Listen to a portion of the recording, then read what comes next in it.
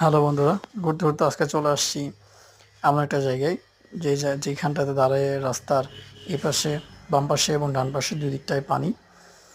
অনেকটা দূর, যতদূর দেখা যায় ঠিক মতো ততটা দূরই পানি দেখা যাচ্ছে। তো আমি আপনাদেরকে দেখানোর চেষ্টা করবো আসলে, যদিও এটা আমার চলাচলের রাস্তা না, তারপরেও আমি আসছি আজকে এটা দেখার জন্যে। লাস্ট কয়দিন ধরে খুব বেশি বৃষ্টির কারণে এই অবস্থা হয়েছে। এইখানে তার ধান চাষ করতো, জায়গাটা একটু নিচু, তারপরেও আজকে এই অবস্থা।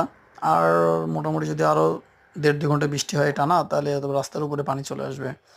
আর এই পাশের লোকজনের জন্য সেটা খুবই কষ্টকর হয়ে যাবে। খুব কম একটা দুটো সিএনজি এই রাস্তায় চলাচল করে। হুম, অনেক দূরের একটা গ্রাম থেকে এই পাশে যোগাযোগের রাস্তা এটা করা। যাই হোক, আমি আসলে খুব বেশি দূরে যাব না, এখান থেকেই ব্যাক করব।